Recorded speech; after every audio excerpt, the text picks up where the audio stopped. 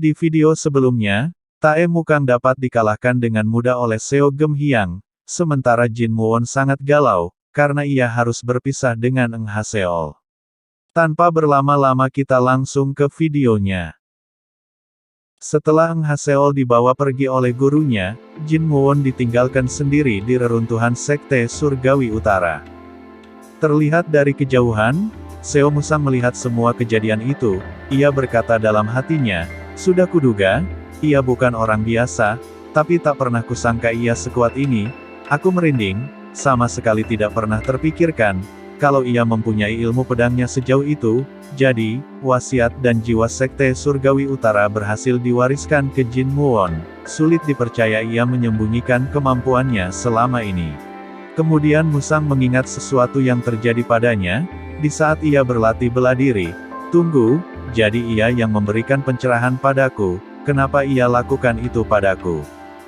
Lalu Musang melihat Jin Muon yang berjalan terpincang-pincang, Musang berkata dalam hatinya, mau kemana ia, aku heran apa rencananya. Jin Muon merasakan keberadaan Musang, ia langsung menoleh, dan berkata kepada Musang, kalau kau mau membunuhku, inilah waktu yang tepat. Kenapa kau ragu? Musang hanya terdiam tidak bisa menjawab, sementara Jin Muon meneruskan langkahnya, di sisi lain Musang kagum kepada Jin Muon. Di keesokan harinya, Musang membereskan semua mayat yang berserakan satu persatu, dan menumpuknya menjadi tumpukan yang sangat besar, kemudian ia membakarnya, tetapi pikiran dan hatinya, selalu fokus kepada kegagahan Jin Muon, ia sangat mengaguminya. 5 hari berlalu, Musang duduk menunggu Jin Muon di depan gubuk, lalu Jin Muon keluar dari gubuk itu, Jin Muon berjalan terpincang-pincang mendekati tumpukan sampah, dari kejauhan Musang sangat lega karena Jin Muon masih hidup, dan ia berkata kepada Jin Muon, sudah 5 hari, akhirnya keluar juga. Apa yang akan kau lakukan? Jin Muon mengabaikan pertanyaan Musang, ia terus mencari sesuatu di tumpukan sampah tersebut. Musang bertanya lagi, apa yang kau cari? Dan ia melihat Jin Muon mengambil batu. Musang berkata dalam hatinya, sepenting itukah sampai ia membawa batu itu. Sesudah mengambil batu itu, Jin Muon langsung menghampiri Musang. Musang pun segera berdiri dari tempatnya, sebagai rasa penghormatan kepada Jin Muon. Kemudian Musang bertanya kepada Muon, kau mau pergi sekarang? Muon pun menjawab, iya, saatnya pergi dari sini. Musang sambil memperhatikan Jin Muon, berkata dalam hatinya, sebentar lagi, aliansi pusat surgawi akan mengirimkan orang untuk menyelidiki tempat ini. Mereka akan tahu tentang keberadaan monster itu dan kemunculan kembali malam sunyi, dan juga tentang Jin Muon. Aliansi pusat surgawi tak akan meremehkan kasus ini. Bahkan jika tidak terlambat, secara langsung aku akan disangkut pautkan. Jin Muon balik bertanya kepada Musang, apa yang akan kau lakukan? Sambil menarik nafas, Musang menjawabnya, aku akan kembali ke aliansi pusat surgawi. Aku ada beberapa pekerjaan. Lalu Jin Muon berkata kepada Musang, jika aku pergi, kau akan menjadi satu-satunya orang yang selamat dari insiden ini. Mereka akan menggali info sebanyak mungkin darimu, kau akan menghadapi banyak kesulitan. Mendengar perkataan Jin Muon, Musang baru menyadarinya. Lalu Musang berkata kepada Muon, tenang, aku tak akan bilang kalau kau selamat. Aku berjumpa demi hidupku dan para dewa. Musang dengan perasaan malu meminta maaf kepada Jin Muon, ia berkata, aku minta maaf soal perbuatanku dulu, aku sangat menghormati pendahulumu, jadi aku sangat kecewa melihatmu yang sangat menyedihkan. Aku tidak bisa menerima kenyataan kalau kau adalah penerus orang yang aku kagumi. Jin Muon dengan santainya menjawab, santai, bisa dipahami. Semua akan merasakan hal yang sama jika di posisimu. Tiba-tiba Musang berlutut di depan Jin Muon, dan ia bersumpah kepadanya, saya, Seo Musang, selanjutnya akan melayani Master Jin Muon sebagai junjungan saya. Saya bersumpah demi para dewa dan surga jika saya hanya akan hidup dan mati untuk Master Jin Muon. Mulai gini hingga nanti, Anda adalah junjungan saya satu-satunya. Tuan, Saya mohon persetujuan Anda. Saya akan menjadi pedang dan menebas musuh-musuh Anda. Jin Muon kebingungan dengan perlakuan Musang, tapi melihat kesungguhannya, Jin Muon menyuruhnya untuk berdiri. Sambil tangannya memegang pundak Musang, Jin Muon berkata, "Sudah kudengar keinginanmu. Akan kuterima kau, sekarang kau jadi pedang pertamaku." Beberapa hari kemudian, di sana terlihat Jin Muon bersama Musang dan Pawang, membakar sekte surgawi utara sampai habis, bermaksud untuk menghilangkan jejak. Jin Muon sangat sedih, melihat tempat di mana ia dibesarkan harus dimusnahkan, akan tetapi itu jalan terbaik untuk Jin Muon. Diceritakan tepat sebelum membakar sekte surgawi utara, ketika Jin Muon dan Musang bersiap mau membakar sekte, dari kejauhan terdengar Pawang berteriak memanggil Jin Muon. Lantas ia berlari menghampiri Jin Muon. Pawang berkata kepada Jin Muon, "Tuan muda, apa yang terjadi di sini?" Jin Muon baru menyadari bahwa yang berteriak itu adalah Pawang. Pawang sangat cemas terhadap Jin Muon. Sampai-sampai tiap sudut pada diri Jin Muon ia periksa, hanya untuk memastikan bahwa Jin Muon tidak kenapa-napa. Ia meminta maaf kepada Jin Muon, karena ia baru sempat datang menemuinya. Dengan rendah hati Jin Muon berkata kepada Pawang, "Tak apa, Pawang, bahkan aku sangat berterima kasih kau kesini." Singkat cerita, Jin Muon pun bersiap untuk pergi bersama Pawang. Pawang sangat menyayangkan melihat kondisi sekte surgawi utara yang saat ini. Melihat Jin Muon menunggang kuda, Pawang berkata dalam hatinya, "Benar-benar pantas. Tuan muda benar-benar tahu ilmu bela diri." Kemudian Musang memberikan hormat perpisahan kepada Jin Muon. Ia berkata kepada Jin Muon, "Tuan, sampai jumpa lagi, mohon sehat selalu." Jin Muon menjawabnya, "Aku tak tahu butuh waktu berapa lama." "Tidak apa-apa, saya akan menunggu, Tuan," ucap Musang. Lalu ia berkata kepada Pawang, "Saya titipkan Tuan padamu, Pawang." Pawang pun menjawabnya, "Tentu. Tak usah khawatir, itu sudah jadi tugasku selama bertahun-tahun. Jadi, sampai jumpa lagi, prajurit Seo." Singkat cerita, Jin Muon dan Pawang pergi, sementara Musang ditinggalkan sendiri di sekte surgawi utara yang sudah hangus dibakar. Sambil melihat kegagahan Jin Muon, Musang berkata dalam hatinya, "Sang naga pergi mencari sayapnya kembali. Aku harus menunggunya dan menyiapkan masa depannya. Inilah tugas pertamaku." Musang pun duduk menunggu pasukan yang akan datang. Di keesokan harinya, dari kejauhan terdengar suara gemuruh langkah kuda. Musang pun berkata dalam hatinya, "Akhirnya datang. Jadi, Tuan Sim dan Nona Hierum berhasil ke benteng barat aliansi pusat surgawi." Sesampainya pasukan itu di hadapan Musang, pemimpin pasukan itu langsung bertanya kepada Musang, "Kami dengar malam sunyi muncul di sini. Siapa kau? Mengakulah." Musang pun bangun dari tempat duduknya. Ia berkata dalam hati, "Ia pasti yang Mencok, Jenderal Benteng Barat." Kemudian ia mengeluarkan tanda bukti prajurit tentara bayaran ketiga yang dikirim aliansi pusat surgawi. Sambil menghunuskan tombaknya, Yang Mencok bertanya, "Apa yang terjadi dengan pewaris sekte surgawi utara?" Jawab Musang, "Kemungkinan besar ia tewas." Yang Mencok pun terus bertanya, "Sudahkah kau konfirmasi tentang kematiannya?" Musang dengan cerdas menjawab pertanyaan itu, "Terakhir kali aku melihatnya, ia terjebak di ruangan yang terbakar. Saya tidak bisa memeriksa apakah ia kabur atau tidak." Mendengar jawaban Musang, Yang Mencok pun terdiam. Lalu ia memerintahkan kepada pasukannya, menangkap Musang untuk diinterogasi di benteng barat, dan menyuruh pasukannya menjadi dua kelompok, Yang Sangchun jadi ketua kelompok pertama, dan Yang Seo menjadi ketua kelompok yang kedua. Yang Mencok menginstruksikan kepada Yang Sangchun, untuk membawa anak buahnya mengamankan sekitaran puing, sementara Yang Seo, untuk membawa anak buahnya menelusuri reruntuhan, dan memulihkan tubuh yang terbakar. Di sisi lain, Musang diikat dan diamankan oleh pasukan yang lain.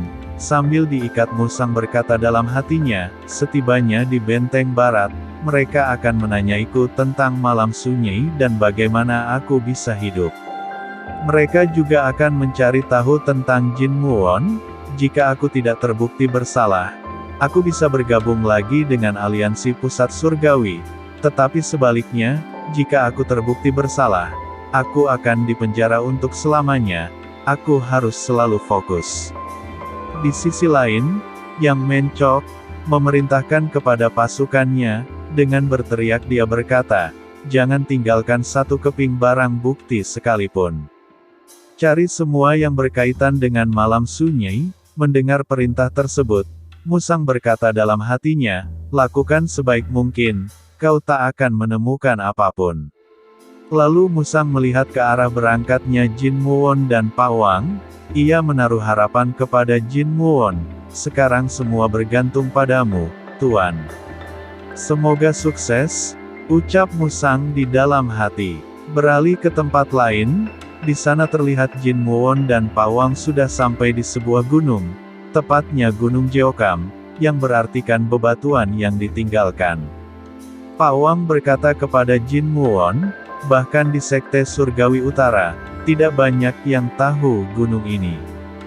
Gunung Jeokam yang terkenal angker, di sini tidak cocok untuk hidup. Apakah Anda ingin tinggal di sini, Tuan Muda? Jin Muon menjawabnya, santai Pawang, mulai sekarang aku hanya akan berlatih ilmu bela diri. Ini tempat sempurna untuk mendalami latihanku. Saat ini aku sudah dianggap mati. Awalnya mereka akan ragu, tapi tidak akan bertahan lama. Karena masyarakat dunia ini kejam dan tak berperasaan. Pawang mengalihkan pembicaraan, ia berkata, Tuan Muda, saya akan membawa perbekalan 4 bulan sekali. Jin Muon merangkul tangan Pak Huang, ia berkata, Pawang, aku sangat berterima kasih padamu. Kau banyak menderita, karena aku. Pawang langsung berkata kepada Jin Muon, tidak, Tuan Muda. Jangan bicara seperti itu. Ini tugas mulia yang harus kulakukan. Jin Muon meminta maaf kepada Pawang, sebelumnya maafkan aku Pawang, ini sangat egois, tapi, tolong rawatlah aku. Pawang pun berkata, Anda tak perlu mencemaskan saya. Saya hanya berharap agar Tuan Muda fokus berlatih. Jin Muon dan Pawang melihat ke arah gunung. Jin Muon berkata dalam hatinya, selanjutnya perjalananku akan dimulai di sini. Singkat cerita, waktu berjalan sudah 7 tahun. Cerita berawal dari perusahaan Naga Putih. Ini adalah satu dari 10 pedagang besar di penjuru negeri. Bahkan kekayaannya bisa membuat keluarga kerajaan mengindahkan permintaan mereka. Mereka memiliki cabang di seluruh penjuru negeri, dan dengan itu memegang pengaruh di negeri. Bahkan setiap cabangnya cukup besar untuk mandiri. Jika ada tempat yang disebut kantor pusat sudah pasti Nanjo. Mereka memiliki kekuasaan penuh di sana. Semua orang di Nanjo tahu tentang perusahaan dagang Naga Putih. Hampir semua orang di sana memiliki koneksi dengan perusahaan dagang Naga Putih. Pendiri perusahaan dagang Naga Putih adalah mantan pemimpinnya, Ibu Noh Tae Tae. Namun, setelah sekian lama ia tak muncul pada beberapa pertemuan. Akan tetapi pada pertemuan direksi sekarang, ia hadir di antara mereka. Di sana juga terlihat putri bungsu, Yun Seo Yin, sambil melihat kakak pertamanya. Ia berkata dalam hati, sejak ia muda, ia melakukan apapun untuk membantu ibu membangun perusahaan dagang dari nol. Ia paling peduli pada perusahaan dagang Naga Putih dibanding yang lain. Ibu mempercayakan perusahaan dagang Naga Putih padanya. Sudah lama ibu tidak muncul di pertemuan direksi. Sangat aneh. Sesuatu pasti terjadi. Ibu Noh Tae Tae membuka pertemuan dengan bertanya kepada anak pertamanya. Ia berkata, jadi, situasi di Unnam kurang bagus betul. Dan Yun Humyung sebagai anak pertamanya mengiyakan perkataan tersebut. Mendengar kata Unam, Seo Yin mengingat sesuatu. Ia berkata dalam hatinya, tunggu, soal Unam. 7 tahun yang lalu, saat semua orang menyerah pada Unam, karena lokasinya terlalu jauh untuk mengelola dengan baik, orang yang mempertaruhkan semuanya, untuk mendirikan perusahaan di Unam, tidak lain adalah kakak ketiga, Jamyung.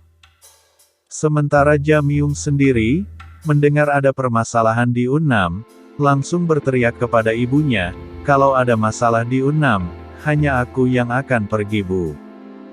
Yun Humyung menyangga omongan adiknya, ia berkata kepada ibunya, kita tidak bisa Bu, kalau Jamyung pergi ke Unam, kita pasti mengalami kerugian di sini, aku yakin kalau kita perlu mengirimkan orang lain. Mendengar kakaknya melarang, Yun Jamyung berkata kepada kakaknya, kakak pertama. Aku yang mendirikan Unam. Tidak ada yang lebih tahu Unam dibandingkan aku. Kau harus mengirimku? Jamyung sedikit ngotot kepada kakaknya. Melihat adiknya ngotot seperti itu, Humyung berkata dalam hatinya, aku memahami perasaanmu.